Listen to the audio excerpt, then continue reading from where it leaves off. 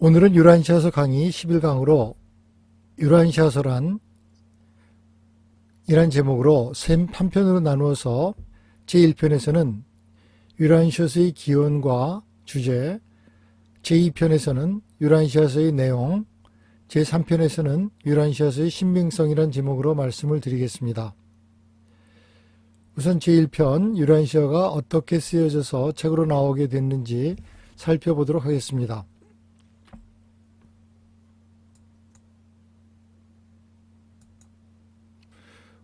먼저 유란시아 미국 펠로우십 사이트의 짧은 동영상 하나를 보겠습니다. 이 동영상은 우리가 자주 물어보는 질문을 동영상으로 만들어서 우리의 그 생각을 시작하기 좋게 만들었기 때문에 우선 보고 넘어가겠습니다.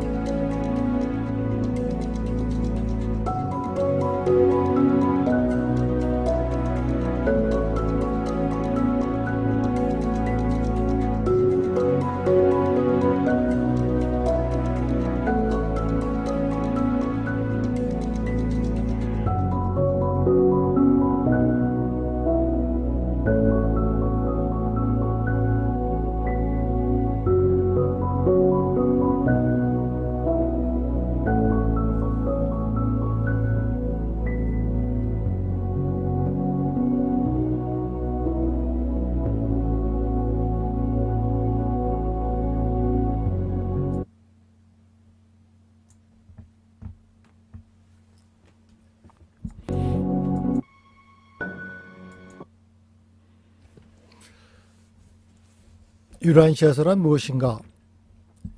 유란시아서는 2097페이지의 방대한 책으로 하나님의 본성과 인격에 관한 해묵은 질문에 명쾌한 해답을 제공해주고 있는 책입니다. 이 책은 우리가 예수라고 부르는 존재가 지구로 오기 이전의 지위와 지구 위에서의 그의 삶과 가르침에 대한 상세한 이야기를 전해주고 있습니다.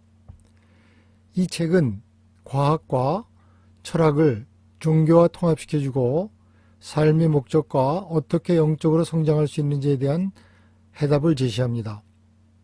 이 책은 우리 우주, 행성 그리고 문화에 대한 역사를 그려주고 거대한 무리의 하늘 존재들에 의해서 보살펴지는 유란시아와 거의 비슷한 수천만의 거주 세계를 포함하는 거의 무한에 가까운 우주를 보여줍니다.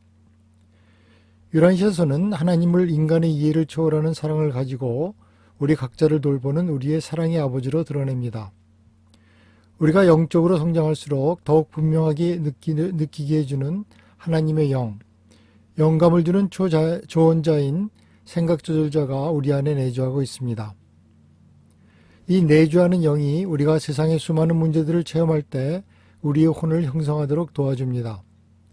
이 삶 뒤에도 우리는 영적인 상승을 거듭하여 우리 완전하게 된 혼이 파라다이스에서 하나님을 직접 만나게 되고 그 후에는 다시 우주로 봉사하기 위해서 보냄을 받습니다. 유란시아서의 독자들은 대부분 이 책을 여러 번 읽고 그룹으로 다른 사람들과 공부를 하기도 합니다. 우리들 중 많은 사람들은 이 책을 읽을 때마다 전에 보지 못한 새로운 사실을 발견한다고 말하고 있습니다. 우리의 마음이 더욱 영적으로 변하여 수용적이 됨으로써 더 많은 개념의 의미들을 알게 되는 듯합니다. 유란시아란 무슨 뜻인가? 유란시아는 우주에서 부르는 우리 지구의 이름입니다. 누가 유란시아를 썼는가? 많은 저자들이 있습니다. 196개의 개별 논문 각각의 끝에 저자가 적혀 있는데 수많은 하늘 존재들로서 낮은 지위의 존재로부터 신성한 기원에 이르기까지 다양한 존재 중 하나로 자신을 나타내고 있습니다. 이 논문은 20세기 초반에 작성되었습니다. 모여진 자료를 받고 정리하는 일을 담당한 윌리엄 세들러 박사는 각계각층의 개인들의 그룹을 모아서 받은 정보에 대해 토론하고 피드백을 제공했습니다. 그 내용을 1955년도에 처음 유란시아 책으로 출판하였습니다. 유란시아서는 어떻게 쓰여지게 되었는가 그 경위를 한번 살펴보겠습니다. 그것은 1911년 여름, 그러니까 지금으로부터 약 110년 전에 시카고 시내 근처에 있는 아파트 단지에서 시작되었습니다. 한 여자가 그 지역에서 잘 알려진 한 의사를 찾아왔는데 그녀의 남편이 이상한 행동을 보인다는 것이었습니다. 그 여자는 의사에게 그녀의 남편이 밤새도록 이상하게 움직이고 그리고는 다음날 아침에 물어보면 일어난 일에 대해 아무것도 기억하지 못한다는 것이었습니다. 이런 이상한 행동이 지속되었을 때 그 여자는 그녀의 남편이 일종의 이상한 정신적 혹은 육체적 질병으로 고통을 받고 있을지도 모른다는 두려움을 가지고 마침내 그녀의 근처에 사는 의사에게 도움을 청하기로 결정을 했습니다. 그 의사의 이름이 세들러 박사였는데 그는 시카고 지역에서 잘 알려지고 명망 있는 마침 그 지역에 살고 있던 의사였습니다. 세들러 박사는 그 잠자면서 이상한 행동을 하는 사람이 다시 그런 행동을 보였을 때 진료 요청을 받게 되었습니다. 세들러 박사는 그 사람을 조사하고 그 사람의 행동을 치료하는 과제를 맡게 되었습니다.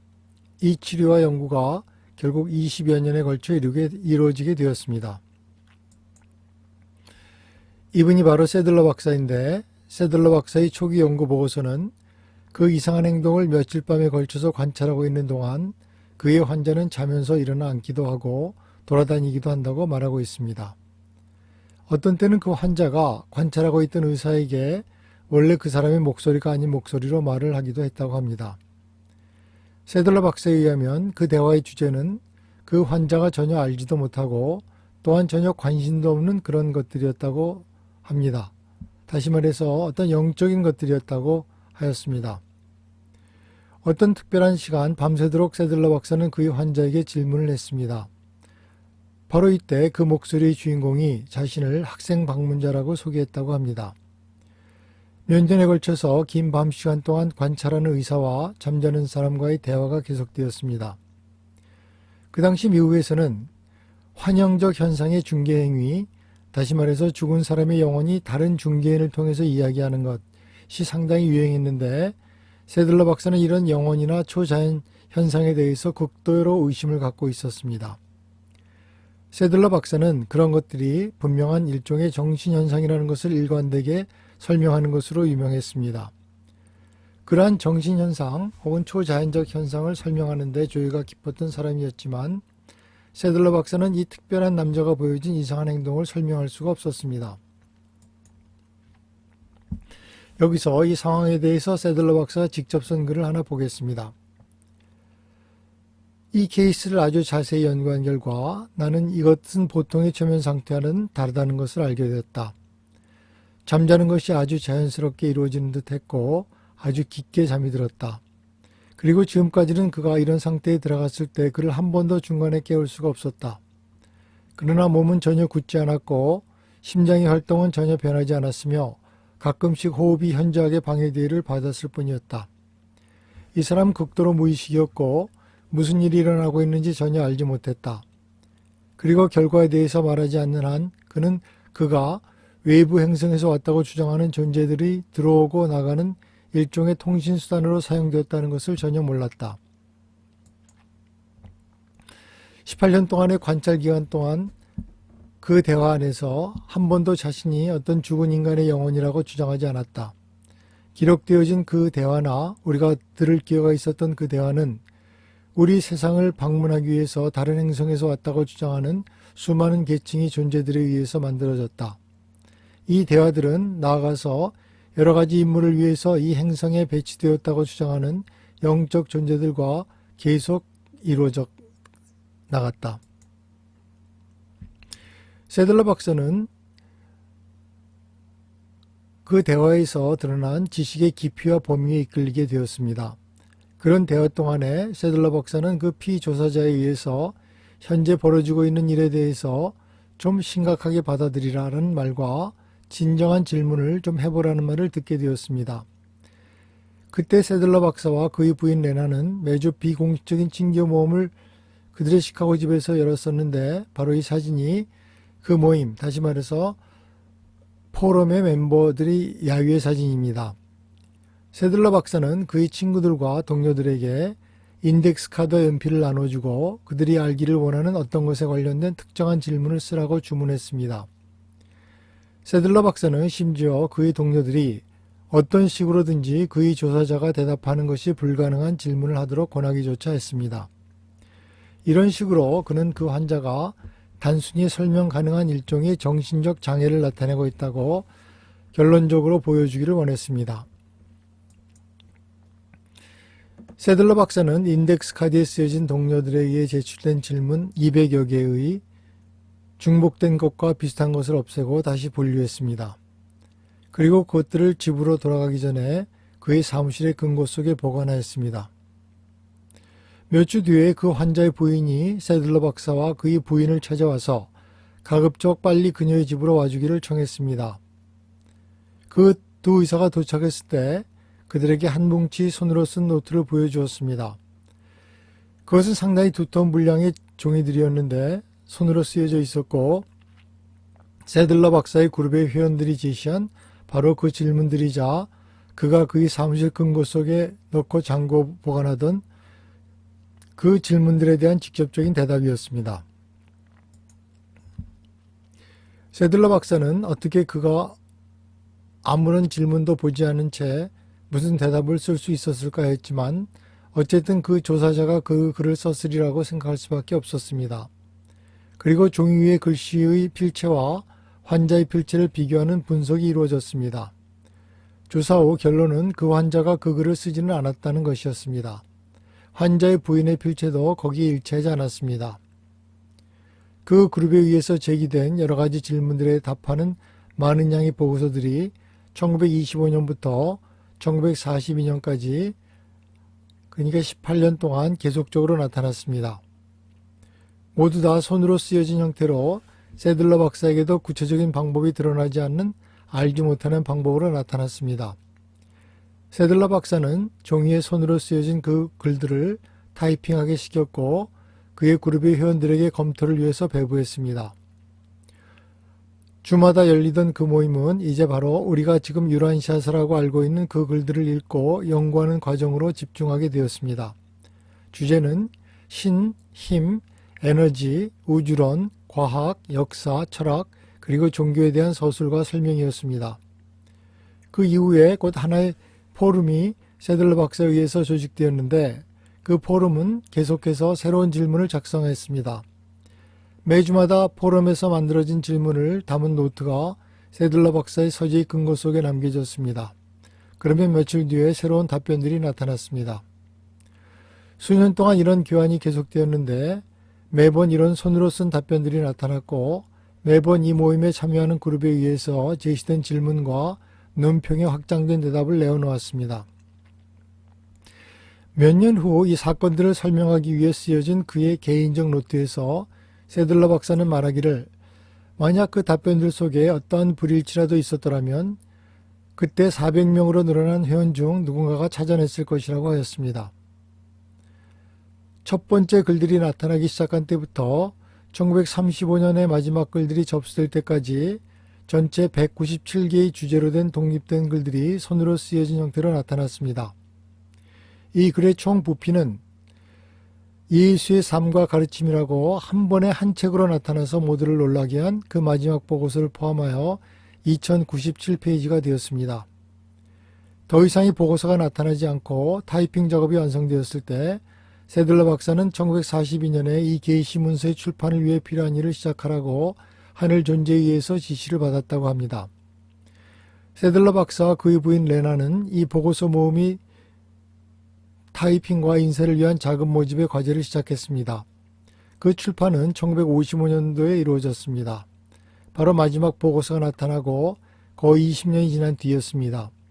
이렇게 시간이 많이 걸린 것은 맞춤법, 문법, 구두점, 타이핑 등을 검토하고 그리고 적절한 종이의 선택, 저작권의 확보, 자금 모집 그리고 인쇄소의 선택 때문이었습니다. 세들러 박사는 그러한 글을 쓰기 위해 필요한 지식의 범위로 말미암아 그 글은 도저히 어떤 한 인간이 만들어낼 수 있는 것이 아니다라고 믿었음을 고백했습니다. 세들러 박사는 결국 내키지는 않았지만 실제 하늘 존재가 이 글, 다시 말해 유란시아서를 저술하고 이 글을 출연시켰다고 믿고 죽었습니다. 유란시아서 배경에 교회 같은 어떤 조직이 있는가? 유란시아서의 독자들은 저마다 다른 종교적 배경을 가지고 있지만 유란시아서가 신이 사람들에게 내린 가장 최근의 계시라는 책 자체의 주장을 믿는 믿음으로 연합되어 있습니다. 어떤 독자들은 그룹을 모아서 책을 읽고 공부하기도 합니다. 유란시아서 협회 같은 조직이 있어서 책을 널리 전파하는 활동을 하기도 하고 협회는 스터디 그룹을 만들어 공부하는 것을 장려하고 그 활동을 도와주기도 합니다. 이상 유란시아서가 어떻게 나타나는지에 대한 이야기를 해보았습니다. 여기까지 1편으로 하고 제2편에서는 유란시아의 내용이 무엇인지에 대해서 알아보겠습니다. 유란시아서 강의 11강의 2편 유란시아서의 내용에 대해서 말씀을 드리겠습니다.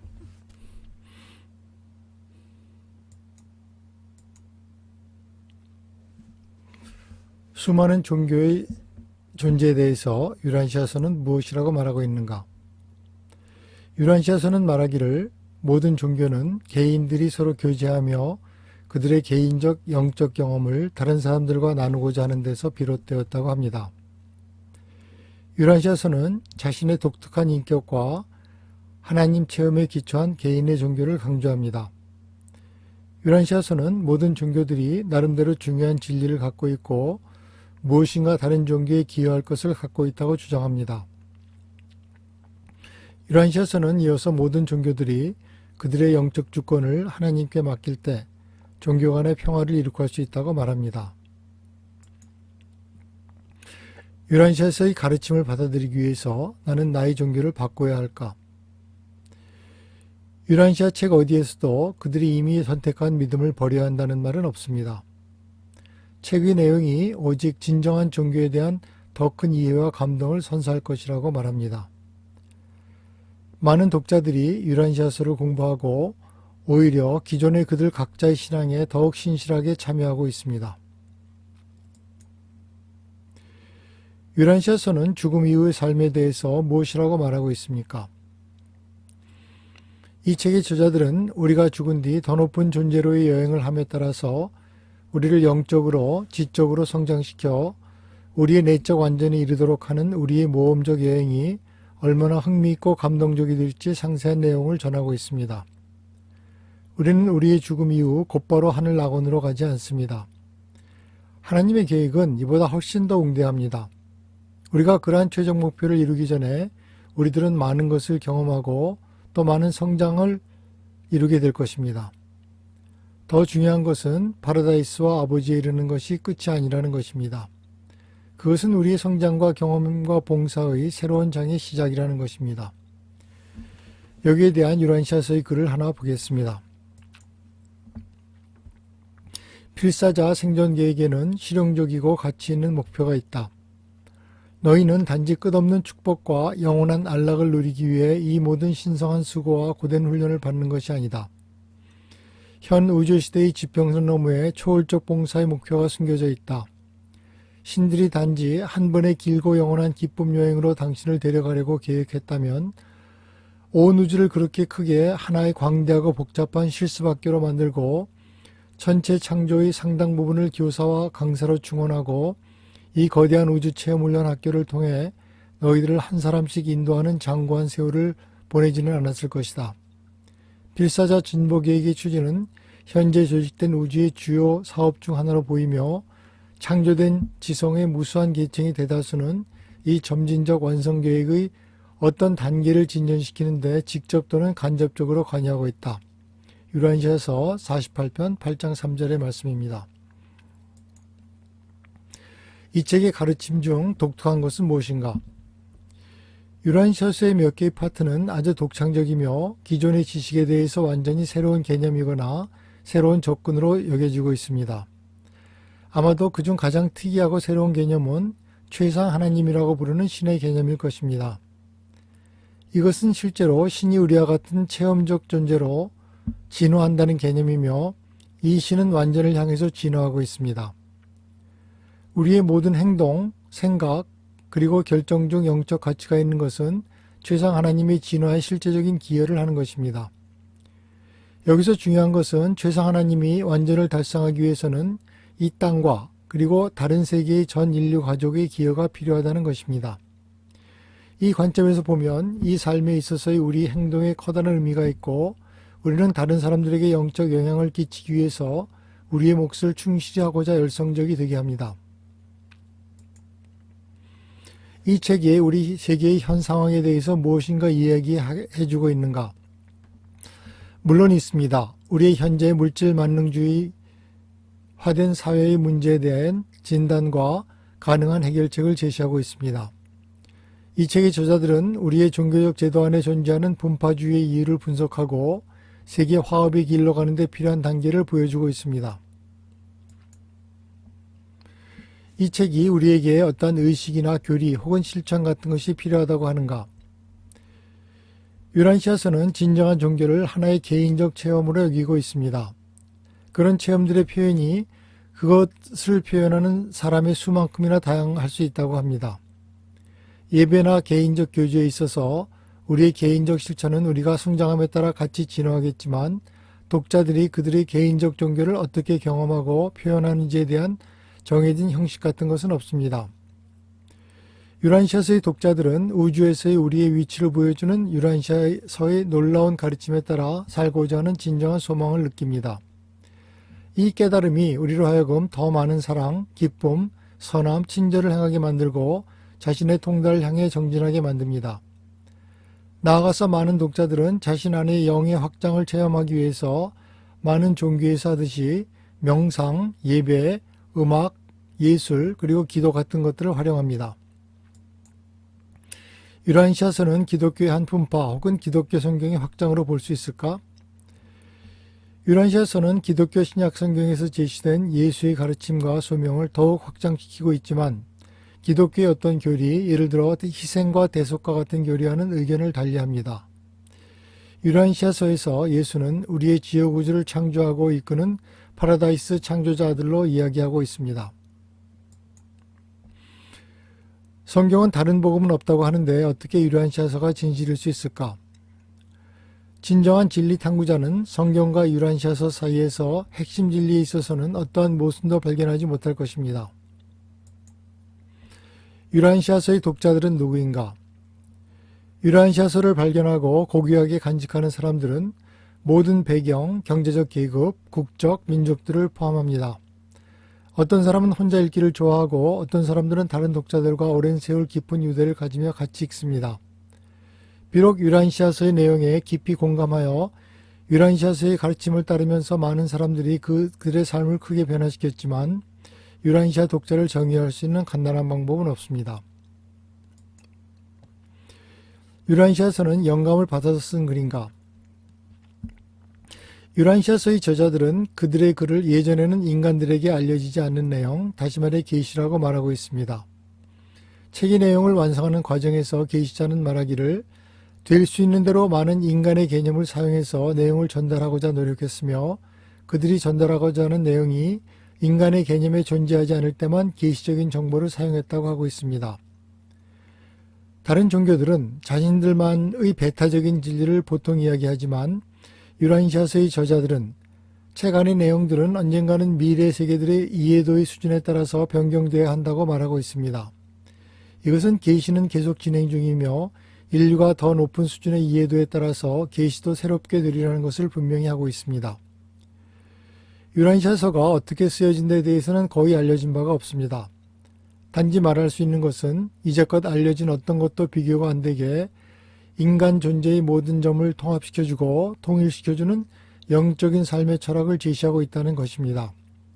수천 수만의 사람들이 유란시아서의 높은 사고와 표현의 내용이 인간이 창작할 수 있는 수준을 현저히 뛰어넘어서 있다고 결론을 내리고 있습니다.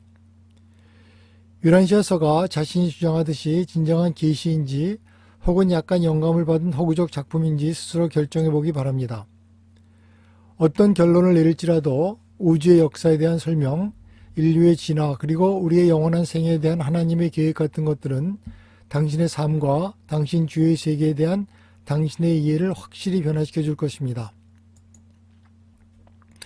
유란시아서의 독자는 이교 집단인가? 당신이 이교 집단을 어떤 한 강력한 종교 지도자 또는 특별한 예식과 행위, 교리에 의해서 인도되는 종교 집단이라고 정의한다면 유란시아서 독자들은 이런 것과는 전혀 상관이 없습니다. 유란시아서 독자들에게는 그런 카리스마적인 지도자도 없고 조직도 없고 교리도 없습니다. 여기서 유란시아서의 7대 진리를 요약해보고 이 편을 마치고자 합니다. 유란시아서는 2000페이지가 넘는 방대한 분량의 내용에 거의 모든 분야, 인류학, 철학, 과학, 지리학, 신학, 생물학, 물리학, 화학 등 말할 수 없이 많은 주제를 다루고 있지만 그리고 그 내용은 놀랄만한 통찰과 진리를 품고 있지만 그 핵심을 요약하면 아래와 같이 7가지로 정리할 수 있습니다. 첫째, 하나님은 인간의 존재에서 가장 위대한 체험입니다. 우리들 모두는 하나님을 체험할 수 있습니다. 그 이유는 우리가 모두 하늘아버지의 자녀들이기 때문입니다. 우주아버지는 무한의 지리적 중심인 파라다이스에 그의 신성한 협조자인 영혼 아들과 무한영과 함께 거하시며 이 세 분이 나눠질 수 없는 삼위일체를 이루고 있습니다. 우리는 아버지가 자녀를 창조하여 그와 함께 존재를 나누고 그를 알고 그를 사랑할 수 있고 그와 함께 헤아릴 수 없이 광대한 창조에 동참하도록 세운 정교한 계획에 따라서 영원 속에 존재합니다. 둘째, 우리가 하나님을 믿고 하나님에게 신뢰를 가지면 우리는 모두 영원한 삶을 받을 수 있습니다. 하나님에게 자신을 모두 바치는 사람들은 파라다이스로 가는 길고 보람찬 상승을 시작하기 위해서 부활합니다. 그 파라다이스에서 우리는 이 모든 것을 가능하게 해주신 하나님의 실제적 현존 앞에 마침내 서게 되고 일정한 시간 뒤에 우리는 그가 만들고 있는 새로운 우주에서 봉사하기 위해서 보냄을 받습니다. 셋째, 사랑은 우주에서 가장 강한 힘입니다. 우리는 예수님이 우리를 사랑하듯이 서로를 사랑하도록 요청받습니다. 진리와 아름다움과 선함에 대한 고귀한 인간적인 가치가 하나님에 대한 가장 높은 우리의 이해를 구성하지만 하나님은 무엇보다도 첫 번째로 사랑이 하나님이십니다. 넷째, 우리들 모두 안에 하나님의 실제적인 단편이 들어와 있습니다. 지구 위의 우리 삶의 궁극적 목표는 우리 내주하는 생각조절자와 완벽한 조율을 맞추는 것입니다. 이 생각조절자는 실제로 모든 개인의 마음속에 아버지의 사랑이 체현된 하나님의 영입니다. 신성한 이 조율은 우리가 하나님의 선함과 인도하심을 믿고 따르고 지구 위의 우리 형제들에게 이기심을 버린 봉사로 스스로를 나타낼 때 일어납니다. 아버지에 대한 신실하고 끊임없는 기도와 예배는 우리의 생존을 확실하게 만드는 하나님과의 살아있는 연결을 만듭니다. 다섯째, 우리는 질서 있고 지적이고 진보하는 우주 안에 살고 있습니다. 우리 태양계 행성들은 약 45억 년 전에 한 우주 시스템에 접근하던 태양에서 물질들의 중력에 의해서 떨어져 나가고 그것이 다시 태양의 주위의 궤도에 잡힘으로써 생겨났습니다. 5억 5천만 년 전 유란시아의 상태는 생명의 시작 가능할 정도로 진화했습니다. 그러자 천상의 생명 운반자들이 조상이 되는 생명의 불꽃을 낮은 바다의 만에 이식하였습니다.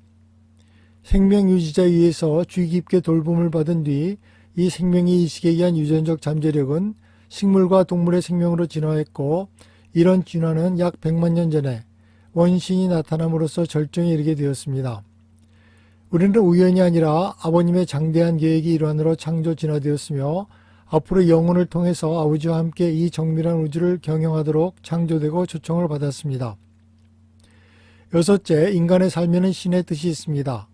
우리 행성의 역사에는 의미가 있고 우리의 현재 상황에도 가치가 있고 우리의 미래 세대들에게는 희망이 있습니다. 우리의 희망은 이 행성의 삶을 시작으로 긴 여행 뒤에 마침내 온전하게 되어 파라다이스에 이르고 아버지를 만나고 아버지의 일을 맡아 다시 우주로 보냄을 받는 것입니다. 일곱째, 유란시아서의 핵심 진리 중에 가장 중요한 진리는 바로 살아있는 예수의 신앙을 가지는 것입니다. 세계에서 가장 중요한 지식은 예수의 종교적 삶을 이해하는 것입니다. 가장 중요한 영적인 과제는 우리가 예수의 신앙으로 살아가는 것입니다. 우리가 사는 우주는 영원 무한한 신의 창조자 아들, 상상할 수 없는 사랑과 힘의 존재인 네바돈의 미가엘에 의해서 다스려집니다. 기원전 7년 8월 21일에 우리 우주의 창조주가 베들레헴의 아이로 태어났습니다. 나사렛 예수로서의 삶은 미가엘에게 그가 필요로 하는 인간 삶의 깊은 경험을 주었으며 그 삶의 과정을 통해서 우리 인간이 할 수 있는 하나님과의 동역자 관계를 우리에게 보여주었습니다.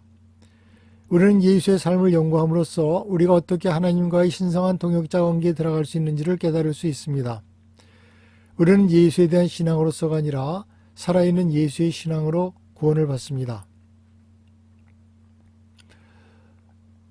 여기까지 2편의 내용을 마치고 다시 3편에서는 유란시아서의 신빙성, 어떻게 유란시아서를 믿을 수 있는지 그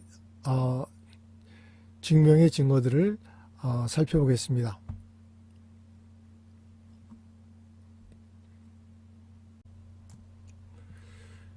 유란시아서는 어떻게 구성되어 있는가?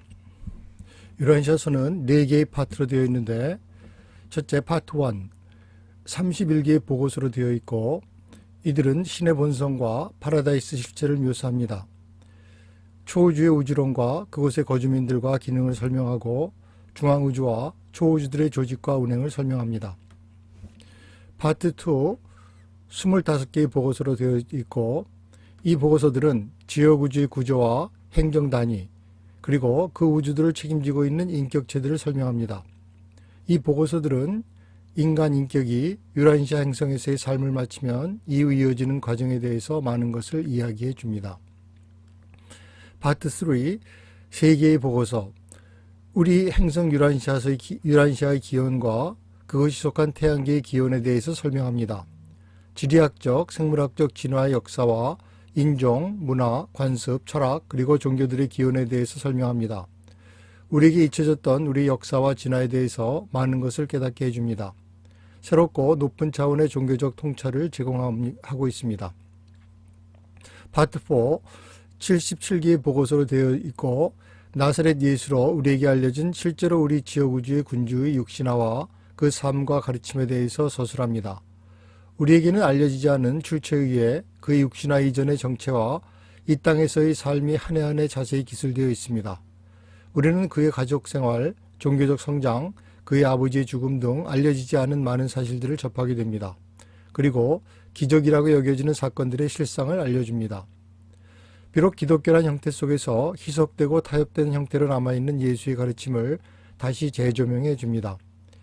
개인들에 대한 그의 위대한 사랑을 다시 일깨워주고 예수의 철학과 종교를 밝혀줍니다. 예수의 종교는 역동적이고 고무적이며 사람을 고상하게 만들고 현 시대에서도 적용될 수 있는 높은 가치를 재해석해 줍니다.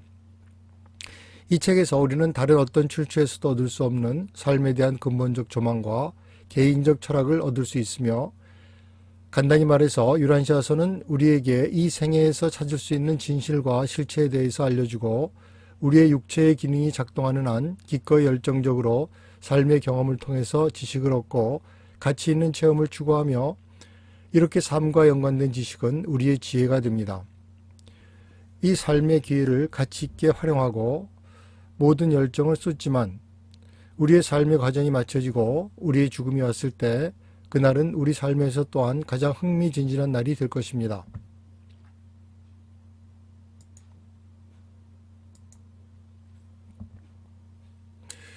유란시아서의 중요 내용. 첫째, 하나님에 대해서.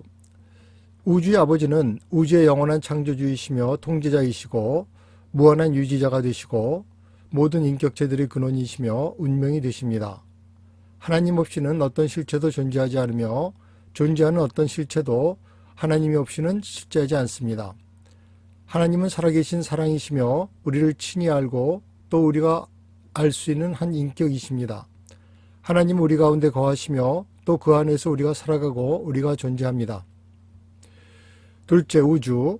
은하계에는 수많은 사람 사는 행성들이 있으며 수십억 년에 걸쳐 문화를 이룬 행성들이 있으며 완전한 중앙우주와 진화 중인 유란시아와 같은 행성들은 모두 영원한 하나님의 거주처인 파라다이스를 돌고 있습니다. 셋째, 우주와 인생의 목적. 거의 무한하리 많지 많은 우주의 모든 영역에 대해서 하나님은 분명한 목적을 가지고 있으시며 그 위 모든 창조물에 대해서 하나하나의 명확한 계획을 가지고 계십니다. 인간은 바닥에서부터 시작하여 오랜 기간의 믿음과 봉사를 통하여 우주들을 거쳐서 올라가서 어느 날에는 파라다이스에서 하나님과 함께 있게 됩니다. 미래의 새 시대에는 하나님은 우리를 현재 창조 중에 있는 새로운 우주에서 봉사하도록 우리를 보내실 것입니다. 넷째, 영생. 하나님은 우리들 각자를 위해서 제한이 없는 성취와 영원에 이르는 계획을 가지고 계십니다. 하지만 이 계획을 받아들이느냐 아니냐의 여부는 전적으로 우리의 선택에 달려 있습니다. 하나님은 우리에게 자유의지를 주셨으며 우리는 하나님의 계획을 전부 또는 일부를 우리 스스로 받아들이거나 거부할 수 있습니다. 하나님은 우리의 결정을 존중하시며 우리가 자멸의 길을 택하더라도 우리의 결정을 존중하실 수밖에 없습니다. 장소로서의 지옥은 존재하지 않고 생명의 길을 거부한 사람들은 사후에 단순히 소멸됩니다.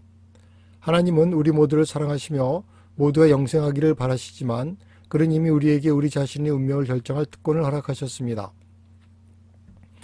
다섯째, 인간 내부의 빛. 우주 아버지는 우리들 각자에게 우리의 마음에 와서 거하는 그의 영의 분신을 주셨습니다. 그리고 그가 우리를 영생으로 인도하십니다. 어떤 사람의 일생의 목표가 온전히 순수하고 그의 믿음이 온전하면 그는 영적으로 이 신성한 조절자와 결합하고 영원히 하나님과 하나가 됩니다. 그러한 결합은 보통 우리가 육체를 벗은 사후에 일어나며 이는 끝없이 계속되는 영혼을 향한 순례의 시작이 됩니다. 여섯째, 믿음. 우리가 신성한 본질에 참여하는 자가 되는 것을 보증하는 것은 하나님의 약속에 대한 개인적인 믿음입니다. 우리는 우리가 가진 것과 우리 자신을 모두 기꺼이 하나님께 드릴 수 있어야 하고 우리의 헌신은 무조건적이어야만 합니다. 믿음이 영생을 얻는 데 치르는 값입니다. 일곱째, 의롭게 됨. 하나님을 사랑한다고 하면서 아직 높은 도덕과 윤리의 수준에 따라 살지 않는 사람은 자신을 속이는 사람입니다. 흠없이 온전한 삶은 하나님께 자신을 바치는 삶에서 필연적으로 오는 결과입니다. 우리가 의롭기 때문에 구원을 받지는 않지만 우리는 하나님을 사랑하고 그의 뜻을 따라 행하기를 원하기 때문에 하나님이 주시는 가치 있는 삶을 기꺼이 살게 됩니다. 여덟째, 영적 변화. 하나님을 발견하는 이전의 방식은 자신을 억압하고 복종시키고 모든 규칙을 엄격히 지키는 데 있었지만 새로운 방식은 우리는 먼저 진리 영으로부터 변화되고 그 결과 우리의 혼이 계속적으로 영적으로 새롭게 되어 하나님의 온전한 뜻을 실행할 수 있는 힘을 부여받고 확신에 차서 기쁜 마음으로 그 뜻을 따라 행하는 데 있습니다. 아홉째, 신과 인류는 한 가족. 우리는 모두 하나님이 만드신 수없이 많은 존재들이 속한 우주 가족의 일원입니다. 우리는 모두 서로 형제와 자매가 되며 따라서 서로 모든 영향을 주고받습니다. 어떤 구성원의 선한 행동도 전 가족을 앞으로 나가게 하며 어떤 구성원의 실패는 우리 모두를 후퇴시킵니다. 10번째, 형제를 향한 봉사. 영적인 변화는 필연적으로 우리의 동료인 인간들에 대한 봉사로 나타납니다. 우리는 이 지구를 하나님이 의도했던 대로의 장소로 만들기 위해서 그의 동역자가 됩니다. 다른 사람들에 대한 봉사와 동떨어져서는 인생은 의미가 없어지고 성취할 것이 없어집니다. 11번째, 예수의 성육신. 유란시아서는 전체 분량 2097페이지의 거의 3분의 1을 예수의 생애와 가르침에 대한 기술로 할애하고 있습니다. 아마도 이 부분이 이 책에 가장 큰 의미를 부여해 주는 부분이 될 듯 싶습니다. 이 책은 예수를 하나님의 아들로서 우리가 사는 우주를 직접 창조하신 것으로 밝히고 있습니다. 이 우주에는 많은 수의 예수와 같은 하나님의 아들이 존재하며 이 아들들은 다른 우주에서 예수와 같은 역할을 맡습니다. 하지만 우리에게는 이 지구에 나사렛 예수로서 성육신한 이 하나님의 아들이 결정적인 우리 창조주가 됩니다. 그는 우리와 같이 이 지구에서 삶으로써 자신의 피조물들의 삶을 더욱 이해하고 자비로운 군주가 되기 위해서 이 땅에 왔습니다. 여기에 있는 동안 그는 이 세상의 자녀들을 향한 하나님 아버지의 사랑을 인류에게 드러내 보여주었습니다. 유란시아서 강의 11강의 3편 유란시아서의 신빙성이란 제목으로 말씀을 드리겠습니다. 우선 신빙성의 증명의 단서를 살펴보기 전에 유란시아서가 진정한 계시서인지에 대해서 살펴보고 넘어가겠습니다. 인간이 자신과 환경을 의식하고부터 인간은 끝없이 아래의 질문을 해왔습니다. 우리는 왜 여기에 있는가? 나는 어디로 가고 있는가? 이 모든 것이 어떤 의미가 있는가? 나는 누구인가? 이런 질문들에 대한 답은 얻기가 쉽지 않습니다. 인간은 의문을 해소하기 위해서 대답을 가정하고 이 가정을 시험할 수 있는 모든 상황을 만들어 보아서 모든 시험을 이긴 것을 정설로 삼았습니다. 이것이 모든 물리적 현상에 대한 과학적 연구의 기초가 되었고 그 성공이 문명을 발전시켰습니다. 하지만 이런 과학 분야의 성공이 의미의 분야, 다시 말해서 철학과 또 가치의 분야, 다시 말해서 종교에서도 마찬가지로 성공적인 것은 아니었습니다. 철학과 종교의 분야에 있어서는 물리적 분야에 있어서의 과학적 시험만큼 효율적인 방법이 없기 때문입니다. 의미와 가치의 진실성은 개인의 정서적 체험 안에서 느껴져야 하기 때문입니다. 개인적인 판단이 여전히 새로운 가정을 시험하는 주요 수단이기 때문입니다. 하지만 역사에는 우리에게 선지자라고 불리는 많은 사람이 새로운 진실, 다시 말해서 새로운 가정을 가지고 간헐적으로 나타나서 많은 사람들을 감복시키고 새로운 종교의 경지로까지 발전시키고 문명의 발전에 심대한 영향을 미쳤습니다.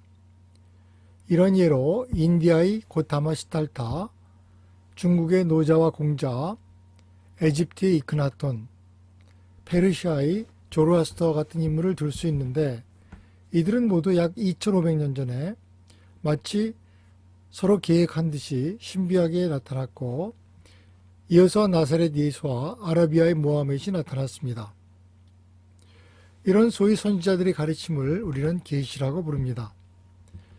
왜냐하면 이들은 궁극적 실체에 대해 새롭게 진보된 개념을 인간에게 제시했고 그의 환경에 대해서 그리고 창조주에 대한 새로운 진실을 말 그대로 계시했기 때문입니다. 하지만 원인이 없는 원인, 즉 궁극적 실체인 하나님에 대한 인식과 깨달음에 관해서는 어떤 계시도 최종적인 것이 될 수가 없습니다. 인간의 지적 영역이 확장됨에 따라서 이런 확장과 지식의 괴리에 긴장이 발생하고 새로운 계시가 필요하게 됩니다. 오늘날 우리의 우주 지식은 직경 5m의 망원경, 또 전자 망원경과 수신기 등과 함께 넓어졌습니다. 인간은 달에 착륙했고 화성과 목성에까지 탐사선이 도착하여 자료를 보내주고 있습니다. 우리는 이제 우주의 물리적 크기가 우리가 이해할 수 있는 선을 넘어서 있고 우리는 물리적 우주의 조직과 실체에 대해서 거의 아는 바가 없음을 인정할 수밖에 없습니다. 우리는 이런 수없이 많은 별들이 있는 천체가 어떻게 조직되어 있고 어떻게 운행되며 이들과 삶의 관계는 무엇인지 다시 묻게 됩니다. 우주의 기원, 나이, 그리고 발전에 대한 현재 우리의 생각이 옳은 것인가? 우리는 혹시 일부만 보고 결론을 내려 잘못된 인식을 갖고 있는 것이 아닌가? 그리고 마지막으로 다시 한번 왜 나는 여기에 있는 것인가 하고 묻게 됩니다. 1955년 미국의 시카고에서 아무런 떠들썩함이나 선전이나 설교도 없이 유란시아서라고 불리우는 2097쪽의 책이 나타났습니다. 이 책의 내용에 우주에서 부르는 지구의 이름이 유란시아라고 해서 이 책은 유란시아서로 불리게 되었습니다. 이 책을 진지하게 그리고 상세히 읽은 사람들은 이 책이 우리 세계가 그렇게 오래 기다리던 계시라는 것을 확신하게 됩니다. 무엇이 이 책을 계시라고 여기게 만드는가? 진정한 대답은 오직 이 책을 읽고 연구함으로써만 얻을 수 있습니다.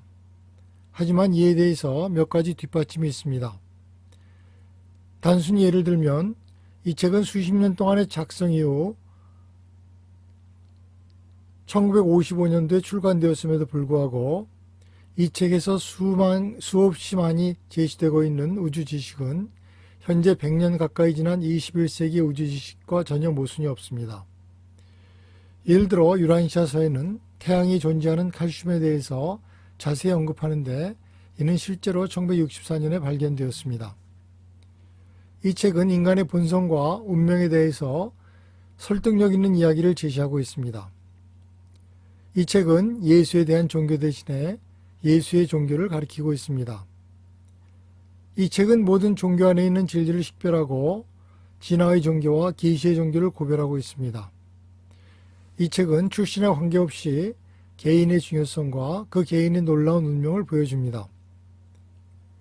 이 책은 사실과 의미와 가치를, 다시 말해서 과학과 철학과 종교를 구별하고 이를 다시 진정한 하나의 통합으로 묶어줍니다.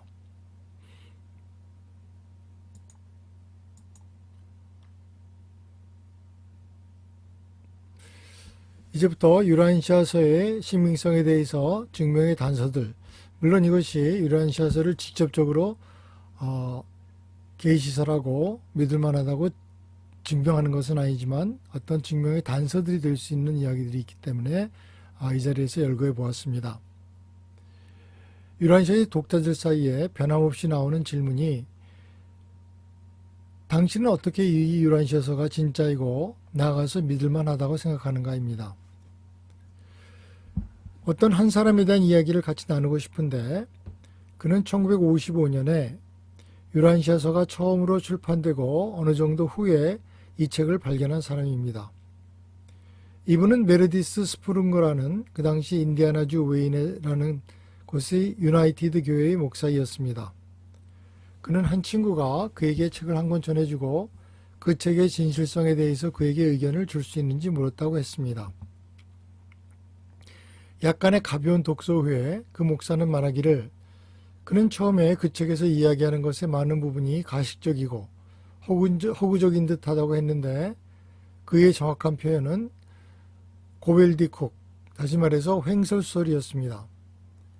그 목사는 그 책의 엄청난 자세함에 깊은 영향을 받았지만 누가 왜 이런 거대한 분량의 쓸모없어 보이는 듯한 형이상학적 넌센스에 시간을 허비할까 하고 생각했다고 합니다. 초반의 망설임 후에 그 목사는 그래도 한 번 더 책을 읽어보았는데 왜냐하면 친구에게 그래도 뭔가 논리적인 대답을 해줘야겠다고 생각했기 때문입니다. 어느 날 저녁에 그가 약간의 여가 시간이 있을 때 그는 예수의 삶과 가르침이라는 부분을 연속적으로 골라서 보았습니다. 메리디스는 목사였기 때문에 그 제목에 끌렸고 이 범상치 않은 책이 예수에 대해서 무엇이라고 말할 것인지 적어도 흥미를 갖게 되었습니다. 그것은 바로 충격적인 순간이 되었는데 성경에 대해서 많은 지식을 갖고 있는 그가 말하기를 예수의 삶의 풍성한 세부 이야기가 그에게 갑자기 말 그대로 뛰쳐나왔다고 표현했습니다. 몇 달간의 심도 있는 독서와 혹은 심지어 가볍게 부담 없이 읽은 부분에서도 이 책의 중요성이 더욱더 인상 깊게 부각되기 시작했다고 합니다. 메리디스 스프룽거 박사는 그의 증명의 단서를 이렇게 인식했습니다. 그가 말하기를 게이시의 모든 이야기들이 그렇게 절묘하게 저술되어 있으며 진리의 인식이 공명했다고 했습니다. 그 목사는 그날 이후 단순한 독자가 되었을 뿐만 아니라 유란시아서와 성경의 가르침을 조화시키는 핵심 인물이자 지원자가 되었습니다. 목사로서 그는 그 책이 믿을만하다고 독창적이고 그리고 진짜라는 사실을 이해하게 됐고 다시 말해서 믿게 되었습니다. 오늘날까지 그 책은 그의 사역의 종합적인 한 부분으로 남아 있습니다. 그가 무엇이 그의 마음을 바꾸게 했냐고 질문을 받았을 때 무엇이 유란시아서의 진정성을 믿게 했는지 적어도 예수의 삶과 가르침이라는 부분에서만이라도 그것을 말해달라고 질문을 받았을 때 그는 말하기를 그가 12사도의 삶의 세부적인 기술을 하는 부분을 읽고 연구해 본 뒤에 게이시의 진정성을 확신할 수 있었다고 했습니다.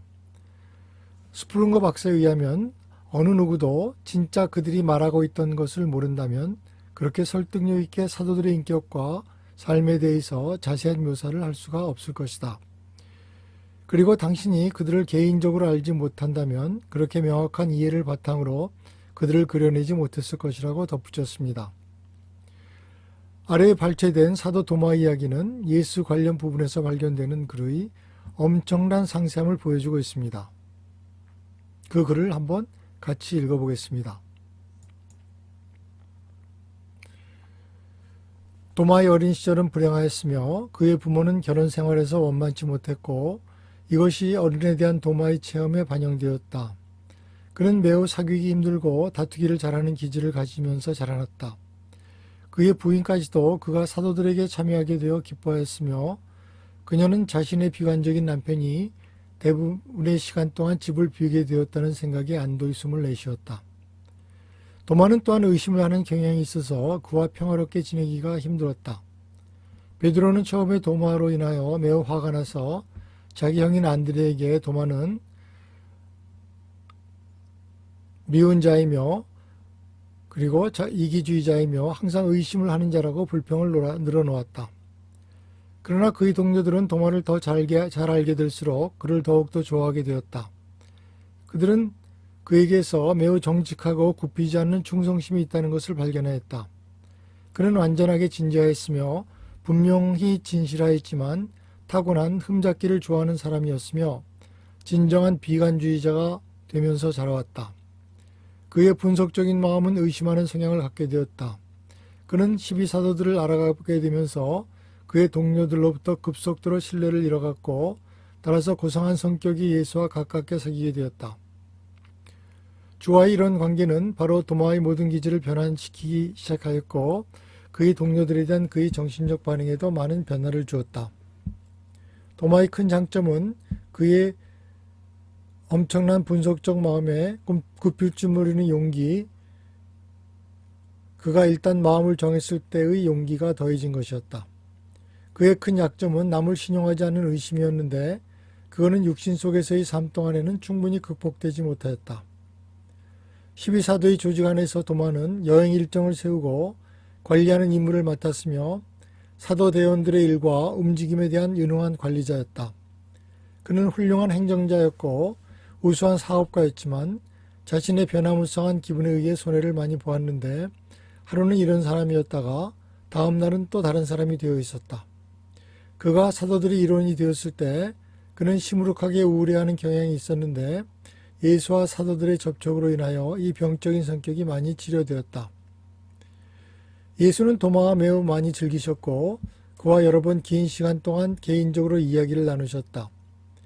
사도들 가운데서 그의 현존은 모든 정직한 의심 품은 자들에게 큰 위안이었고 많은 고민하는 마음들을 그들이 비록 예수의 가르침에서의 영적 그리고 철학적 위상에 대해서 모든 것을 전적으로 납득할 수 없었다 해도 왕국 안으로 들어오도록 용기를 주었다. 12사도 안에 도마가 들어가 있었다는 사실은 정직하게 의심을 품는 자들도 예수와 사랑했다는 불변의 선언이었다.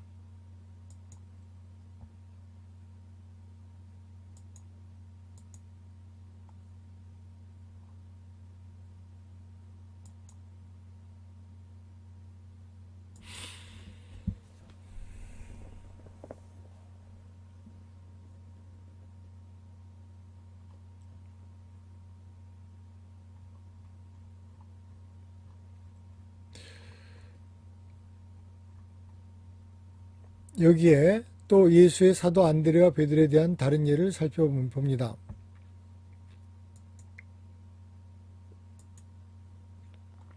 안드레와 베드로는 성격에서나 기질에서나 매우 달랐지만 매우 사이가 좋았다는 점에 있어서는 칭찬받아 마땅하다는 사실을 계속 기록에 남겨야 할 것이다. 안드레는 결코 베드로의 응변수를 질투하지 않았다. 나이가 더 많은 안드레 같은 타입의 사람이 자기보다 어린 재주 있는 형제에게 그렇게 지대한 영향을 주게 되는 것을 보는 일은 그리 흔하지 않다. 안드레와 베드로는 각자의 힘이나 업적에 대해 조금이라도 질투하는 것처럼 보인 적이 없었다. 오순절의 늦은 밤에 주로 베드로의 열광적이고 영감 있는 설교를 통하여 2,000명의 혼들이 왕국에 더 들어오게 되자 안드레는 자기 동생에게 다음과 같이 말하였다.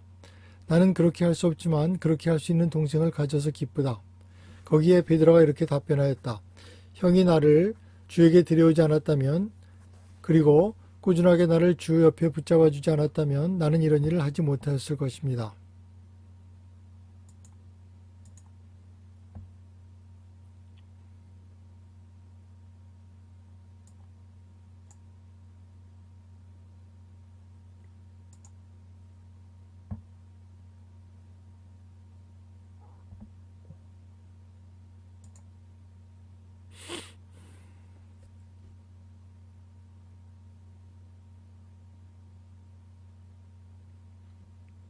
죄송합니다. 컴퓨터가 잘 말을 안 듣네요.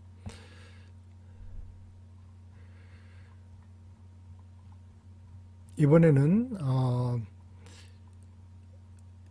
이 구유 속의 예수 이야기를 통해서 유란시아스의 신빙성에 대한 이야기를 해보겠습니다.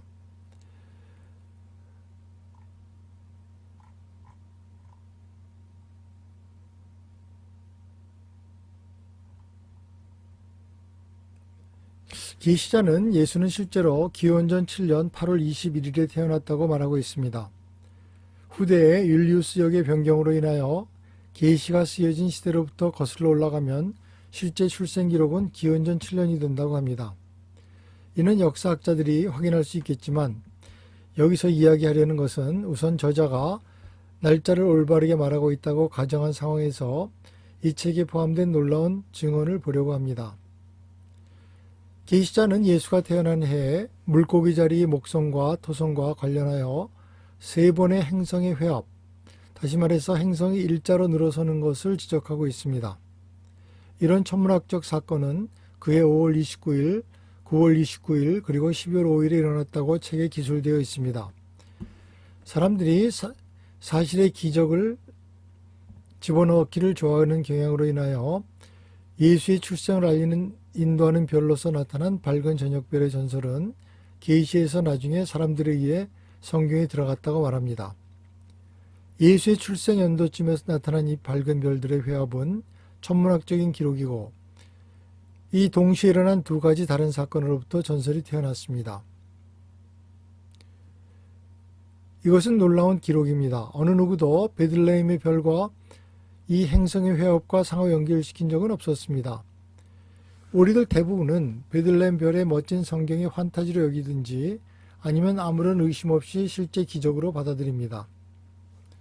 몇 년 뒤에 이 기록이 과연 사실로 증명될 수 있을까 하는 약간의 궁금증으로 컴퓨터를 켜고 한 천문학 소프트웨어를 가동시켜 보았습니다. 그리고 5월 29일, 9월 29일, 그리고 12월 5일을 입력시켰습니다. 그리고 베들레헴 지역으로 들어갔더니 놀랍게도 기원전 7세기경의 이 진술은 정말 사실로 나타났습니다. 계시 책에 나타나 있는 대로 정확하게 회합이 일어났었습니다. 1935년 이 책이 쓰여진 연도인데 그 이전에 천문학자가 별들의 궤적과 행성의 회합을 정확하게 추적하는 것이 불가능한 상황에서 책은 정확하게 일자를 밝히고 있었습니다. 다른 말로 하면 유란시아서의 저자는 세계의 날짜를 운 좋게 찍어서 맞췄든지, 그리고 임의로 태양계의 두 행성을 찍어서 맞췄든지, 그리고 우리가 예수의 탄생을 알리는 것으로 알려진 시간과 정확히 연결시켰던 것이고, 또한 저자는 뛰어난 천문학자도 60년 뒤에 컴퓨터 프로그램이 출현할 때까지는 가질 수 없는 정보를 갖고 있었던 것입니다. 소위 기적으로 여겨지던 일에 대한 설명이 이루어졌습니다. 왜 누군가가 이런 기적에 대한 오해를 밝히려고 했던 것인가? 그렇게 함으로써 단지 그 사건의 중요성을 감소시킬 수도 있었던 일인데, 저자의 의도는 단지 잘못에 대한 진실을 밝히고자 하는 것이 아니었을까? 아니면 저자의 의도는 미래의 가능한 독자들에게 증명의 어떤 단서를 제공하려는 것은 아니었을까 봅니다. 이런 것은 많은 주의를 불러일으키지 않고 계시된 진리를 제공하는 훌륭한 방법이라고 생각됩니다. 자연스럽게 저자는 1935년에는 아무도 알 수 없었을 것 같은 정보를 제공하고 있었습니다. 여기서 이 사실, 바로 예수의 탄생시 사건을 정확히 밝힌 유란시아서의 이야기를 읽어보겠습니다.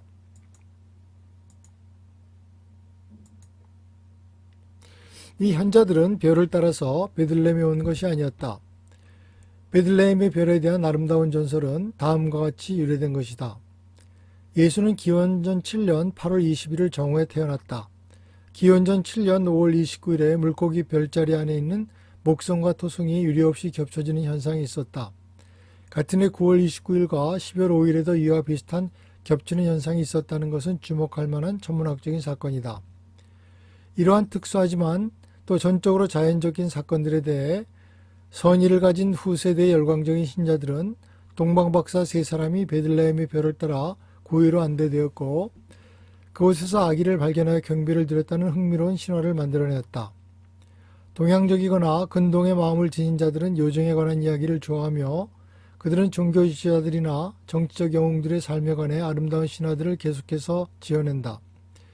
인쇄술이 없던 시절에는 대부분의 인간들의 지식이 구전으로 다음 세대에 전달되어졌는데, 그러한 과정에서 신화가 전통으로 바뀌고 또 그 전통이 결국은 사실로 와전되기가 매우 쉬웠다. 유란시아서 122편 8장 7절.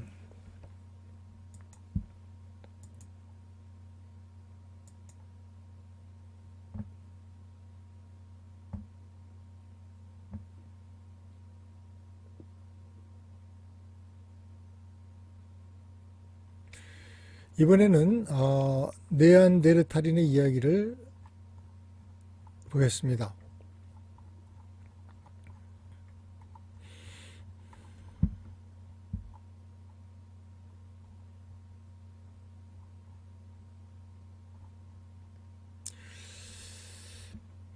계시자가 네안데르탈인에 대해서 하는 이야기입니다. 두 개의 글을 비교해 보기 바랍니다. 하나는 최근에 프랑스 남부 유럽의 여러 지방에서 발견된 네안데르탈인에 관한 2003년 스미소니안 잡지 조 알포라는 기자의 기사입니다. 오랫동안 고생물 학자들은 네안데르탈인을 효율적인 연장을 쓰기에는 지능이 떨어지고 서투른 존재로 여겨왔으며, 그들이 사냥을 조직적으로 해서 몫을 분배한다든지 할 수 없다고 생각해 왔습니다. 하지만 최근의 연구는 그들이 예술적인 물체를 조각할 정도로 독창적이고 언어를 발명할 정도로 충분히 현명하다고 제안하고 있습니다. 조 알포 기자는 계속 말하기를, 연구자들은 지금은 새로운 발견 덕분으로 그들이 고도로 지적이고 그들이 여러 다양한 생태학적인 지대에 적응할 수 있고, 그렇게 되기 위해서 고도로 기능적인 연장을 개발할 수 있는 능력이 있다고 믿게 되었다. 그들은 상당히 많은 것을 성취하였다. 조 알포는 이때 고고학적으로 발견된 어떤 것들은 조각의 연장으로 사용된 것으로 보이는 다듬어진 술록의 뼈를 포함하고 있었다고 말하고 있습니다. 그리고 네안데르탈인에게는 존재하지 않았다고 여겨지는 죽은 자를 묻는 관습을 가리키는 임시적인 무덤들도 발견되었습니다. 1934년 유란시아서 계시의 글 속에는 네안데르탈인의 주제에 대해서 아래와 같은 내용이 적혀 있습니다. 네안데르탈인은 뛰어난 전사였으며, 그리고 그들은 폭넓게 여행했다. 그들은 점차로 북서 인디아의 산악 지역으로부터 서쪽으로는 프랑스까지, 동쪽으로는 중국까지, 그리고 심지어 북아프리카까지 내려갔다. 연장의 사용과 관습에 대해서는 계시자는 다음과 같이 말하고 있습니다. 네안데르탈인에게 술록은 음식으로, 의복으로, 그리고 연장으로 아주 유용했다. 왜냐하면 그들은 뿔과 뼈를 여러 가지 용도로 사용했으며 나무 손잡이에 붙인 부스돌도 사용되었으며 도끼나 수시개 등으로도 사용되었습니다. 조알포의 기사와 계시의 글과의 유사성이 잘 드러나 있습니다. 발견된 다른 연장들도 손잡이가 있거나 나무로 된 손잡이에 달려 있었고 근처의 부싯돌이나 석영의 산지 근처에서 전형적인 형태의 석기들이 발견되었습니다. 그리고 2003년의 연구자들은 믿었습니다. 네안데르탈인들의 그룹은 서로 배우자를 고르면서 섞였다. 그런 상호 교환이 생존을 위해서 필요했었을 것이다. 1934년의 계시자는 확증적으로 기술하기를 아마도 네안데르탈인은 가장 성공적인 사냥꾼에게 여자들 중에서 부인을 고를 수 있도록 한 제도를 선택한 첫 번째 인종이었다. 여기서 중요한 점은 어떻게 1934년에 계시의 저자들이 2003년의 고생물학자들이 갖고 있는 정보보다 훨씬 많은 정보를 사라져버린 인종에 대해서 갖고 있었을까 하는 것이다. 세 가지 가능한 대답을 할 수 있는데 그들이 단순히 추측을 했거나 그들이 그 당시에 과학계에는 알려져 있지 않는 정보를 어떻게든 입수했거나 아니면 그들이 주장하는데도 그들이 그곳에 있었다는 것이다. 증명의 단서들은 체계 전체를 통해서 발견된다. 앞서 들었던 예들은 어떻게 계시자가 인간의 먼 그리고 때로는 잘못 전해진 과거에 대한 통찰을 제공했는지를 보여줍니다. 최근에 고생물학자들이 파충류 종자들로부터 새들이 진화해 왔다는 이론을 전했지만 계시자들은 이미 60여 년 전에 그것을 사실로 언급했습니다. 5억 5천만 년 전에 최초의 순수한 조류, 모든 조류 생명의 선조가 되었던 작은 비둘기 형체의 창조체가 갑자기 출현함으로써 진화의 획기적인 진보가 이루어졌다. 이것은 지구상에 세 번째로 나타났던 날아다니는 창조체였으며 당대에 있었던 익룡으로부터 혹은 보다 초기 유형의 이를 가진 육상조류로부터 나온 것이 아니라 파충류로부터 직접적으로 발생되었다. 그리하여 이 시대는 파충류의 쇠퇴기로 알려졌을 뿐만 아니라 조류 시대로 알려지게 되었던 것이다. 유란시아서 60편 3장 22절. 이 책을 누가 썼을지라도 그는 우리가 과학, 건강, 그리고 인간 역사에 대해서 최근에서야 발견된 사실들을 아주 많이 알고 있었다. 더욱 많은 사람들이 이 책을 발견하고 정독해 나감에 따라서 더욱더 많은 증명의 단서들이 나타날 것이 분명합니다. 몇 년 전에 매우 현명하고 날카로운 한 유란시아서의 독자가 나중에 과학에 의해서 증명된 유란시아서의 진술에 대한 짧은 리스트를 만든 적이 있었습니다. 필립 칼리브리스는 자신이 그 증명의 단서를 작성했다고 했습니다. 유란시아서에서 최초로 취한 입장이라든지 아니면 계시된 사실을 열거했습니다. 칼리브리스는 말하기를 다음의 목록은 지금은 현대 과학자들에 의해서 받아들여졌지만 유란시아서가 출판된 1955년 그 당시에는 믿기 어려웠던 과학적 입장이나 예측들입니다. 첫째, 필다운맨. 1912년과 1917년에 사라진 연결고리 화석이었는데 거짓 증거였으며 1950년 이후에 거짓으로 판명되었고 폐기되었습니다. 윌리엄 그레고리와 헨리 오스본을 포함한 이 분야의 거의 모든 과학자들이 속았습니다. 만약에 유란시아서가 진지하게 필트다운맨을 다루고 인정했었다면 유란시아서는 계시로서 신뢰를 잃었을 것입니다. 그러나 유란시아서는 네안데르탈인, 크로마뇽인, 자바원인, 하이델베르크인 그리고 심지어 진화이론의 주류 이론을 모두 묘사하고 인정하면서도 유란시아서는 그러한 잃어버린 연결고리, 다시 말해서 필트다운맨 같은 것은 발견될 수 없다고 단호하게 말했습니다. 왜냐하면 그런 것은 애초에 존재하지 않기 때문이라고도 했습니다. 보수적으로 말해도 2% 정도의 과학자만이 이 필트다운맨, 잃어버린 연결고리라는 것을 믿지 않았을 뿐이다. 임의로 한 과학자를 선택했을 때 그 확률이 50명 중 1명 정도일 뿐이었습니다. 둘째, 판기하 이론. 알프레드 베게너의 1920년대의 단일 대륙판 이론으로 하나의 판이 쪼개져서 떠다닌다는 이론이었으며 1929년까지 거의 대부분의 학자들에게서 배척을 당하였고 1950년대 후반과 60년대에 들어와서 인정을 받게 되었습니다. 1950년대까지 베게너의 대륙 부위설은 단지 소수의 지질학자들에 의해서만 지지되었습니다. 아마도 임의로 선택하였을 때 지지 확률은 20명 중에 한 사람도 되지 않았습니다. 그렇지만 유란시아서는 이 이론을 받아들였습니다. 셋째, 판구조학. 대륙의 충돌 시 판끼리의 가로막음이 산들을 만들어주고 움직임이 지진을 만들고 간헐적인 충돌 융합이 계속되었다고 유란시아서에 써져 있었습니다. 이 이론은 일반적으로 동시대 과학자들에게 받아들여지지 않았던 것이라서 이 입장을 취한 과학자는 아무리 관대하게 보아도 두 사람 중 한 사람이 되지 않았었습니다. 넷째, 상처치유 세포증식. 2001년 말 시카고의 로욜라 대학의 병리학과 에밀리오 오르페이 박사는 상처치유 반응은 아직 완전 이해되어 있지 않으며 아마도 최악의 작용일 것 같다고 했는데 이는 유란시아서에서 1955년에 이미 이야기된 것이었습니다.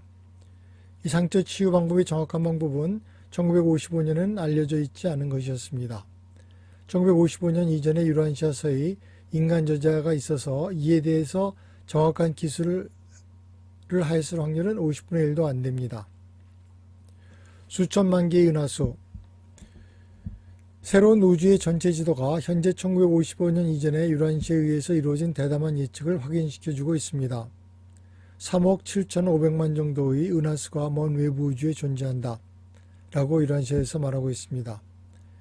단지 1990년에 와서야 우리의 과학자들은 유란시아서가 1955년에 이야기한 사실들을 확인해주고 있습니다. 이 책은 거대한 규모의 반지 구조의 우주가 텅 빈 공간에 의해서 분리된 상태로 은하수의 주위를 돌고 있다고 예언했습니다. 1955년에 이렇게 옳게 묘사한 기록이 인간 저자들에 의해서 선택되었을 가능은 100분의 1도 안 됩니다. 여섯째, 우주의 대규모 구조들. 1980년대에 무작위로 나열되어 있을 우주를 예상한 천문학자들은 거대한 허공으로 구분된 거대한 규모의 구조와 은하수들의 벽을 발견하고 놀랐습니다. 이 구조들은 은하수, 다시 말해서 유란시아서의 오르본톤을 포함하는 지역적인 그룹의 우주를 돌고 있었습니다. 어떤 뛰어난 천문학자도 먼 외부 우주의 규칙적인 공간의 은하수들을 예측하지는 못했습니다. 인간 저자가 이런 것을 예측할 확률은 또다시 너그럽게 잡아도 100분의 1도 채 되지 않습니다. 일곱째, 적색 편의. 유란시아서는 거대한 적색 편의에 대해서 그것이 발견되기 전에 예언했는데 후퇴의 속도가 초당 3만 마일이 넘는다고 했습니다. 그렇지만 이것이 우주가 널리 분리되어 나가는 것은 아니라고도 했습니다. 윌슨 산과 라스 캄파나스 천문대의 알란 샌디지가 제공한 자료에는 은하수는 현재 후퇴 속도가 초당 6만 1000km이며 다시 말해서 마일로 하면 초당 37,900마일이고 빛의 5분의 1 속도라고 했습니다. 비록 허블이 적색 편의의 양이 선형의 거리와 관계가 있다는 것을 발견했지만 유란시아서에 묘사된 그렇게 큰 적색 편의는 유란시아에서 역시 예언된 새로운 망원경이 발견되기까지는 보이지 않았었습니다. 어떤 과학자도 새로운 망원경으로 그렇게 큰 적색 변이가 보여질 것이라고 예언한 사람은 거의 없었습니다. 그들이 궁금해하고 있었을 수는 있습니다. 그러나 유란시아서는 단호하게 숫자적으로도 정확한 예언을 그것도 그렇게 큰 적색 변이는 거대한 폭발인 빅뱅과 연관이 있을 것이라는 논쟁이 한참이었을 때 했습니다. 인간이 저자가 그런 예언을 할 확률은 5분의 1도 되지 않습니다. 여덟째, 우주를 하나로 붙잡아주는 검은 물질. 검은 물질이 밝은 천체를 붙잡아주고 있다는 것은 1970년대에 처음 알려졌습니다. 무료 백과사전인 위키피디아는 우리에게 다음과 같이 알려줍니다. 1970년대에 알려지기를 눈에 보이는 은하수의 별들과 가스의 총 질량으로는 돌아가는 가스층의 속도를 적절히 설명할 수가 없으며 따라서 검은 물질을 자연스럽게 가정하게 되었다. 하지만 유란시아서는 이미 1955년에 이것을 이야기하고 있습니다. 인간 저자가 이런 입장을 취할 확률은 아무리 너그럽게 보아도 5분의 1이 되지 않습니다. 실제로 어떤 과학자도 1955년에 이런 어떤 것을 이야기한 사람은 없었습니다. 아홉째, 중성밀입자. W. 폴리가 1931년에 중성자를 예언하고 이 페르미는 이를 1934년 자신이 원자 감소 이론에 통합시켰는데 그것들은 실제로 1959년까지 관찰되지 않았습니다. 그러나 유란시아서는 단호히 그들의 존재를 어떤 작은 전기를 띠지 않은 입자로 확인했고 그것들의 역할을 보여주었고 그런 모든 입자들은 중력에 반응하고 있다는 사실을 발견했고 이 사실이 그들의 표준 이론을 모두 수정시켰습니다. 인간 저자가 이런 온전한 입장을 취할 수 있는 확률은 기껏해야 4분의 1도 되지 않습니다. 칼리브리스에 따르면 유란시아서의 서술들은 유란시아서가 발간된 1955년에 단지 이론이나 추측으로 알려진 사실들을 설명하는 데 있어서 과학보다 앞서 있었습니다. 1955년 이래로 모든 사람들이 읽을 수 있도록 유란시아서는 존재해 왔습니다. 그 후에 이 책이 주장하는 대부분이 증명될 수 있고 또 증명되어 왔습니다. 따라서 이 책의 증명의 단서들은 계속적으로 늘어갈 것입니다.